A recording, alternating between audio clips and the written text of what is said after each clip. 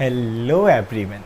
In previous lecture, we will discuss about the development of humoral immunity. जिसमें हमने क्या देखा था कि हमारी ह्यूमरल इम्यूनिटी कौन सी सेल डेवलप करती है, बी लिम्फोसाइट्स। और ये कैसे करेंगे, या तो आप बी सेल्स बोल लो, बाय फॉर्मेशन ऑफ एंटीबॉडीज़, ये बनाएंगे एंटीबॉडीज़। और क्योंकि एंटीबॉडीज़ हमारे ब्लड और लिम्फ में रिलीज हो रहे थे, तो उन्हें हम बोलते हैं, वो है हमारे बॉडी फ्लूइड्स।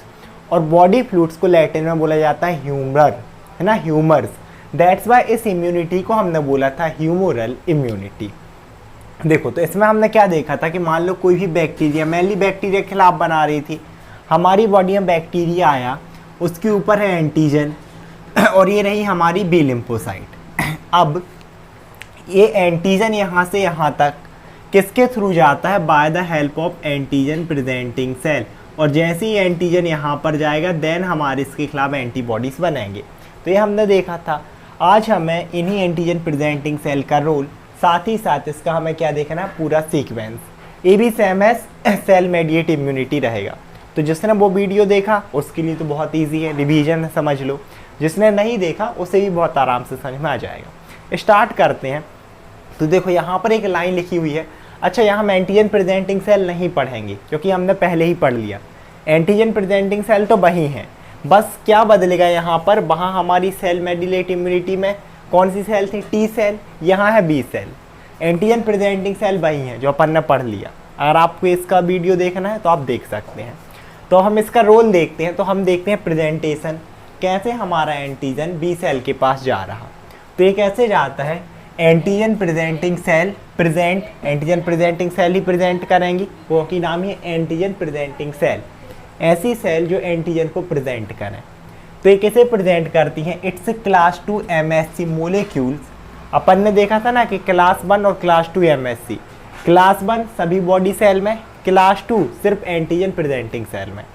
ठीक है, क्लास 2 MSC मोलिक्यूल्स टुगेदर किसके साथ, विथ एंटीजन बाउंड HLA। और कैसे प्रेजेंट कर रही है, 2B सेल। इस लाइन को ऐसे समझो, यहाँ से तो बहुत कन्फ्यूज़न हो गया होगा। ये है हमारी एंटीजन प्रेजेंटिंग सेल पूरी ब्लू में, इसके पास है हमारा MSC2। और इस MSC2 मेजर हिस्टोकॉम्पेटिबिलिटी कॉम्प्लेक्स, मैंने बोला था ना कि ये क्या होता है, बहुत सारे जीन से मिलकर बना होता है। जैसे एक जीन होता है HLA, ह्यूमन ल्यूकोसाइट एंटीजन। और जो बैक्टीरिया का एंटीजन आया, ये अपन ने देखा ना, एंटीजन सेल के साथ बाउंड हो रहा, इसी HLA के साथ बाउंड होता है ह्यूमन ल्यूकोसाइट एंटीजन। तो यही लाइन है कि antigen presenting cell present its class 2 MSC molecules together antigen. ये है एंटीजन, ये जो रेड में देख रहा है ना, ये एंटीजन आ गए हैं, ये हमारे एंटीजन है, एंटीजन बाउंड HLA। और किसे, 2B सेल, ये हमारी B सेल है। यहाँ तक क्लियर। अब देखो, तो हम आगे देखें इसका पूरा सीक्वेंस। ये प्रोसेस पूरी सीक्वेंस में होती है।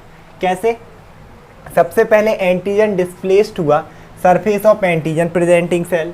मतलब हमारा एंटीजन पहले तो बाहर था, यहाँ बैक्टीरिया के पास, लेकिन अब वो एंटीजन कहाँ आ गया, हमारे यहाँ, ये डिस्प्लेस्ड हो गया।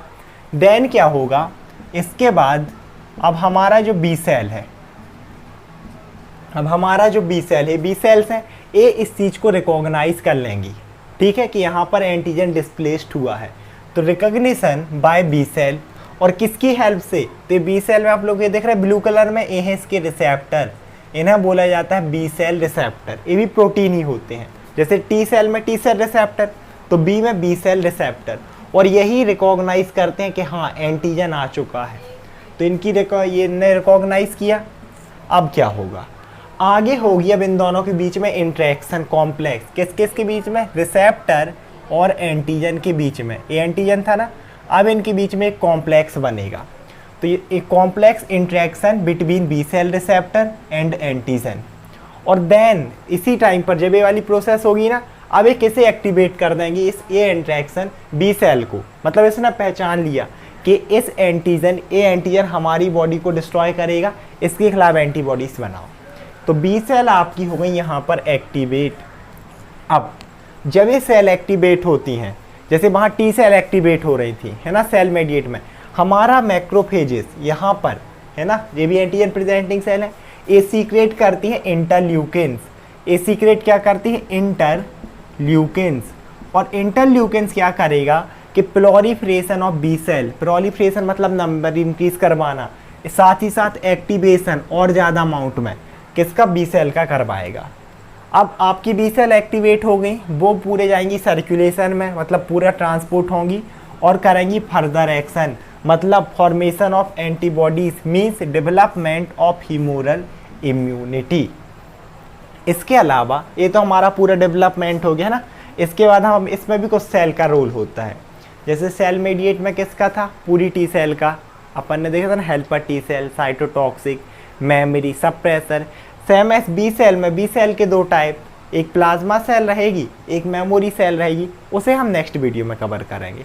अब एक चीज़ ध्यान रखना, जब इनका डेवलपमेंट होता है ना, दोनों का ऑलमोस्ट साथ ही होता है, चाहे हमारी ह्यूमरल हो सेल्यूलर। ये तो हो गया ह्यूमरल का। इसी सेम टाइम पर क्या हो जाता है कि जो यहाँ हमारा एंटीजन था ना, इसने बी सेल को तो एक्टिवेट किया, साइमल्टेनियसली एमएससी मोलिक्यूल्स या एंटीजन हमारी टी सेल को भी एक्टिवेट करता है। और टी सेल किस चीज़ के लिए रिस्पॉन्सिबल है? TC means cellular immunity. तो same time MSC class 2 activate T cell और वो करेंगी डेवलपमेंट ऑफ सेल्यूलर इम्यूनिटी, जो हमने पहले देखा। मतलब दोनों एक ही साथ हो गई है ना। बस जो सेल्यूलर है उसके लिए कौन रिस्पॉन्सिबल? T cell. और जो ह्यूमरल है उसके लिए हमारी बी सेल्स। आई होप आप लोग वीडियो समझ में आया होगा। Thank you so much everyone.